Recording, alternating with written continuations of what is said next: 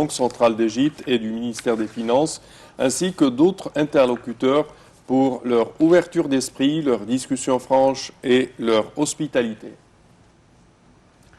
Le quotidien Al-Akhbar écrit aussi: le Premier ministre sortant israélien Benjamin Netanyahou suggère la tenue d'élections primaires au sein de son parti, le Likoud, afin de couper court à toute tentative de rébellion dans ses rangs au moment où il négocie son maintien au pouvoir. Les élections du 17 septembre dernier n'ayant fait ressortir aucun vainqueur clair, le président Reuven Rivlin a mandaté M. Netanyahou pour former un gouvernement d'union avec son rival Benny Gantz, chef du parti centriste Kahol Lavan ou bleu-blanc.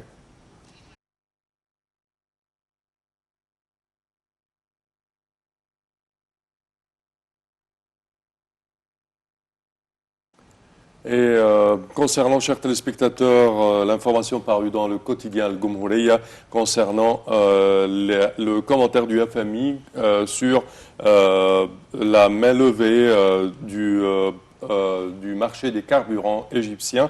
Nous avons au bout du fil Dr Raouf Ghafar qui est analyste, expert en économie. Bonjour Dr Raouf. Bonjour. Alors, si on parle de cette réduction du prix des carburants et du commentaire du FMI, le représentant du FMI en Égypte a signalé que c'est un pas positif et que ça signifie que l'Égypte commence à récolter les fruits de son redressement économique. Oui. C'est-à-dire, maintenant que la subvention a été enlevée des produits pétroliers en Égypte, oui. Nous suivons le marché international. Et donc le prix des produits est basé sur le changement du prix du pétrole, le prix mondial du pétrole. Oui. Et ce qui nous, justement, disons, nous bouge dans une catégorie des pays développés, des pays modernes. Et justement, le représentant de la FMI, il a dit que ça, c'est l'existence du mécanisme automatique pour fixer les prix des produits chaque trimestre. Oui. C'est une chose qui est appliquée dans tout le monde et ça veut dire que nous, maintenant, nous sommes sur la bonne voie et que notre économie est solide de façon à ce que nous faisons ce que tout le monde fait. Parfait. Également, si on parle de l'effet de cela sur l'économie égyptienne, surtout avec ces commentaires du FMI, ce qui vraiment, je dirais, encourage les investissements en Égypte. Oui, oui. Ça veut dire nous sommes, comme je dis, je répète, sur la bonne voie. Et nous développons d'une manière, disons, stable. L'économie devient de plus en plus forte et la situation économique en Égypte devient de plus en plus attirante pour les investisseurs. C'est-à-dire une transformation très grande durant les dernières années et nous sommes maintenant placés dans une catégorie des pays qui sont plus attirants pour les investisseurs. Et une fois qu'on a réussi dans le programme de réforme économique de cette façon incroyable, ça veut dire que nous avons fait l'effort et que maintenant nos prix, etc., seront sujets au changement mondial des prix comme tout le monde. À mon opinion, je pense que ça c'est le commencement de la stabilité des prix et peut-être nous allons voir, espérons bien, une petite basse diminution dans les prix des autres produits. Et je pense que ça a commencé. Donc, encore une fois, la FMI nous a donné le tampon de confiance et je pense que ça va avoir un impact assez important sur les investissements venant en Égypte. Bon, docteur Raouf Gaafar, bonjour d'abord. Bonjour. On aimerait savoir pourquoi les prix du carburant ont-ils baissé mondialement, puisque vous dites nous suivons maintenant les pays développés au niveau du prix des carburants. Bon, ça c'est une loi, c'est-à-dire nous avons vu juste une petite hausse après les événements qui ont eu lieu en Arabie Saoudite. Maintenant que les champs de pétrole en Arabie Saoudite ont repris, le prix a baissé un tout petit peu et à comparer au prix qui était avant ça.